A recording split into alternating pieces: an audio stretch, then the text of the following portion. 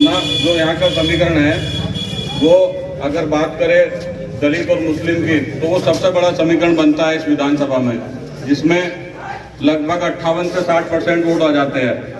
दूसरा जो समीकरण यहाँ बनता है वो मुस्लिम प्लस लोकदल का बनता है, जिसमें 50% हो जाता है। तो मैं आपसे ये कहना चाह रहा हूँ कि आप ये डिसाइड कर लो, ये तय कर लो कि आपको 60% के साथ जाना है या 35% के साथ जाना है।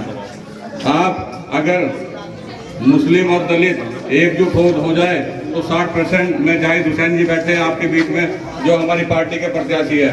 इसके बाद अगर आप बात करें राष्ट्रीय लोकदल और एनडीए गठबंधन की, तो गठबंधन आज एनडीए गठबंधन आपके सामने खड़ा है, जिसमें लगभग 50 से 55% वोटों पे वो लड़ रहे हैं। वो हमारे आज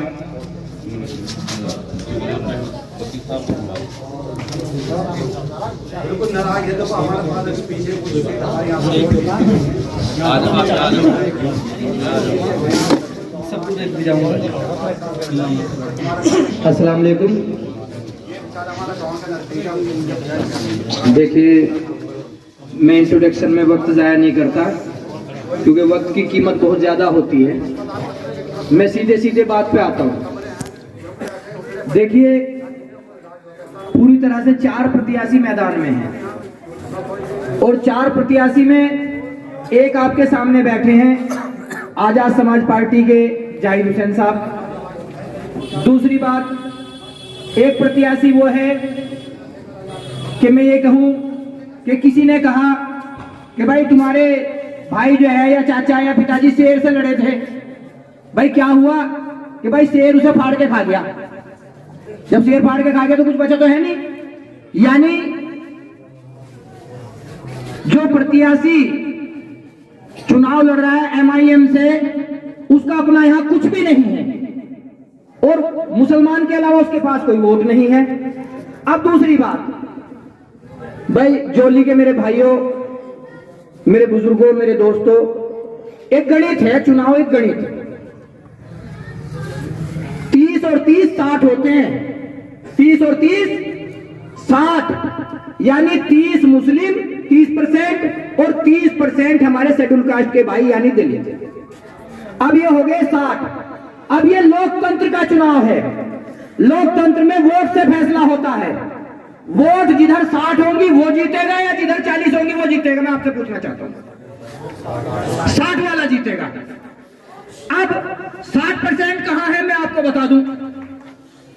देखिए, मान लीजिए एक सपा के उम्मीदवार है, मुसलमान के अलावा सपा के पास कोई वोट नहीं। आपने पहले लियाकत प्रधान जी को वोट दे के देख रखा है, क्यों नहीं? उसकी वजह है, जब घर का परिवार का सदस्य ही किसी के साथ ना हो, वो चुनाव मैदान में करेगा क्या? अब काजी राणा का सगा भाई नूर सलीम राणा वो चुनाव में वोट मांग रहा है राष्ट्रीय लोकदल के लिए। बिल्कुल खुला है, सब व्हाट्सएप पे भी देखते होंगे, ग्रुपों में भी चल रहा है। सगा भाई, दूसरा सगा भतीजा शाहनवाज राणा वो वोट मांग रहा है किसी और के लिए। बड़े अफसोस की बात है, कब समझोगे? जब सारा शहर उजड़ जाएगा तब सोचोगे। जब सारा शहर उजड़ जाएगा तब सोचोगे। जब रात का मंजर हो जाएगा तब सोचोगे। सोचो, आखिर कब सोचोगे? और खास तौर से मैं ये नहीं कहना चाहता कि मैं किसके लिए कह रहा हूं, लेकिन अगर आप समझना चाहें तो समझ लें। इस विधानसभा क्षेत्र में सबसे बड़ी बिरादरी के तौर पर जो आबादी के हिसाब से है वो जोजा बिरादरी है। ये जोजा बिरादरी तुर्क के नाम से जानी जाती है।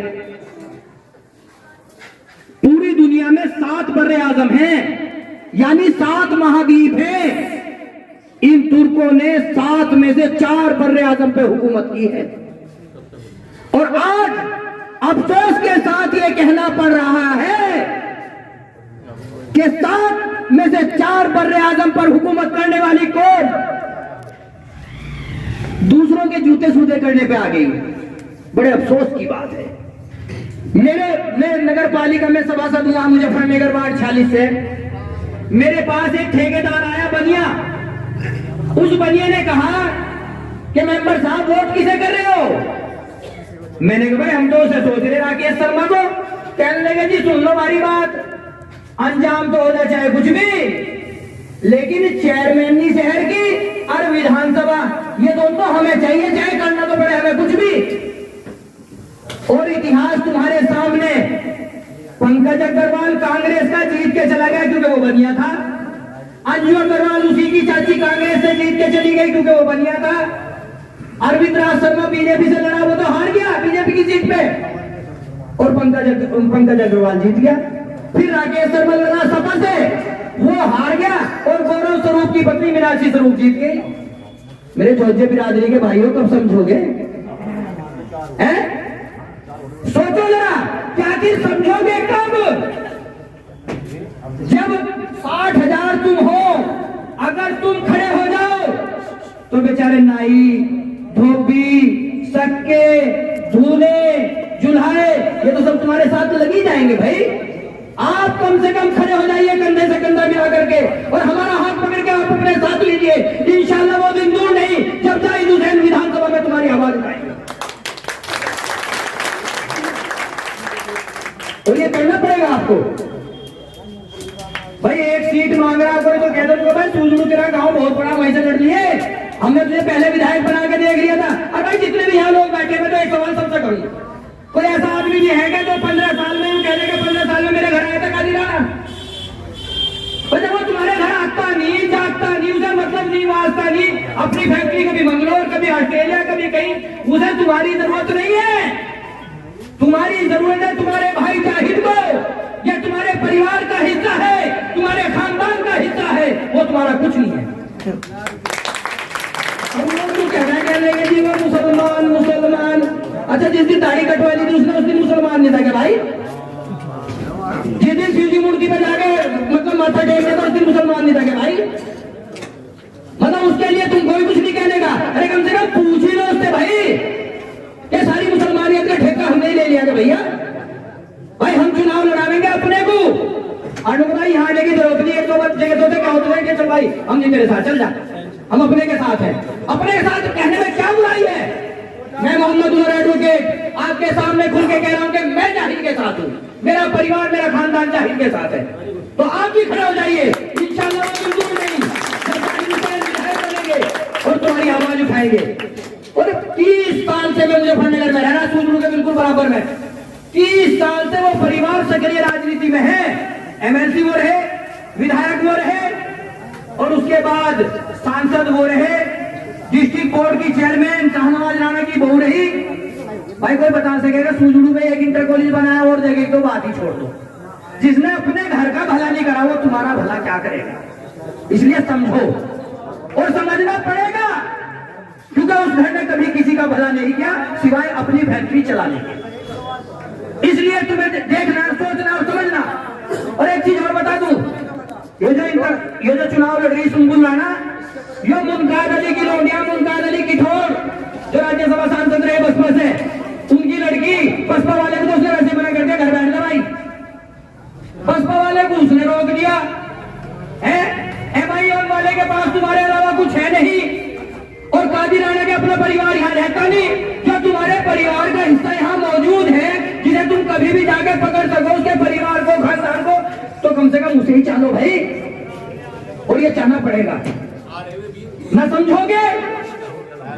समझोगे तो मिट जाओगे हिंदी मुसलमानों, तुम्हारी दास्तान तक न रहेगी दास्तानों में। अस्सलाम वालेकुम। आजाद समाज पार्टी के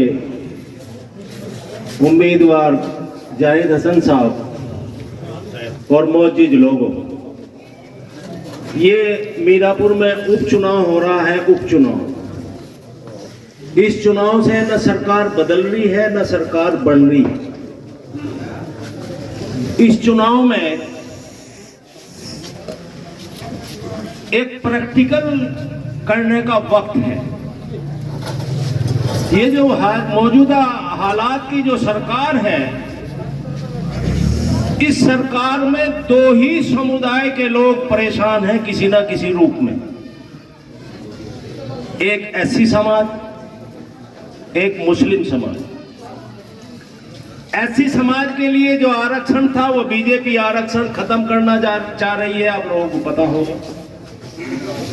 इसमें उसकी आवाज चंद्रशेखर आजाद उठा रहे हैं, बहुत जोरदारी से उठा रहे हैं।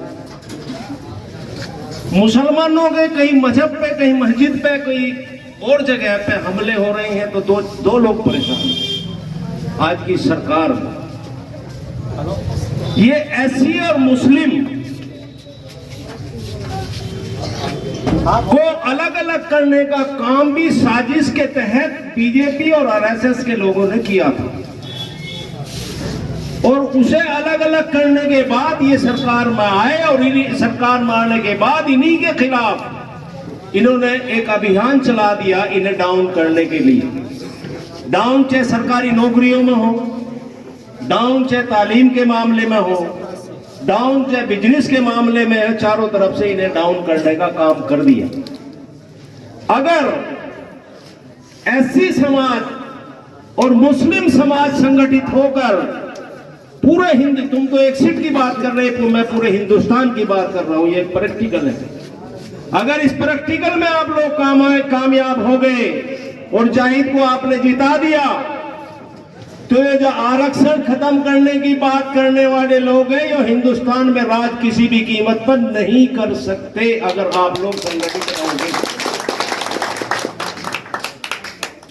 ये धर्म के नाम पर, मजहब के नाम पर, झंडे के नाम पर लड़ा रहे हैं, लेकिन मेन मुद्दों से ये भटका रहे हैं। मेन मुद्दों से भटकने की जरूरत नहीं है, समझदारी से काम लीजिए आप। और ये जो प्रैक्टिकल है, अगर इस प्रैक्टिकल में खासकर मुसलमान, मैं किसी झोजे की बात नहीं कर रहा, मैं पूरे मुसलमानों की बात कर रहा हूं। मुसलमान और एससी लोग अगर भटक गए तो ये जो आरक्षण का इन लोगों ने खत्म करने का मामला चला रखा है, 100 के 100% खत्म करेंगे, एससी भाइयों का इसमें भारी नुकसान होगा। जब आप लोगों का नुकसान होगा, नंबर वाइज ले रहे हैं, कभी मुसलमान को ले लिया, कभी एससी को ले लिया, कभी किसी और को ले लिया। मुसलमानों का नंबर तो चल रहा है, कहीं यहां पीट दिया और वहां पीट दिया और वहां ये कर दिया और वहां ये कर दिया, इनकी तो जलालत हो रही है। लेकिन एससी समाज के लोगों, अब नंबर आप लोगों का है, आरक्षण खत्म करने के बाद वो नंबर आपका है। इससे बचने के लिए, इससे सावधान रहने के लिए और इन सरकारों को उखाड़ फेंकने के लिए मुस्लिम और एससी समाज को एक होना पड़ेगा, और एक ना हुए तो कोई कामयाबी नहीं है। भोग करो, हम जैसे भोग के चले जाते। जाहिद जैसा भी चुनाव लड़के आप लोगों ने खुदा न खास्ता अगर हाथ या अपने घर जाकर बिजनेस करने लगा, लेकिन आपकी आवाज उठाने वाला कोई नहीं रहे।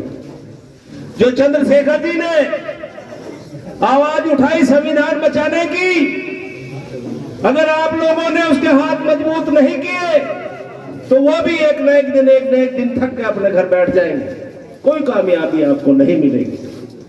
इसलिए चुनाव ये एक खेल नहीं है, ये चुनाव एक त्योहार है। इस त्योहार में बहुत सोच समझकर काम लेना चाहिए। अगर आपने खेल समझकर इस वोट का गलत इस्तेमाल कर दिया, इसकी कोई अहमियत नहीं समझी, तो बहुत दिनों तक आप लोग पछताओगे और पछता रहे हो।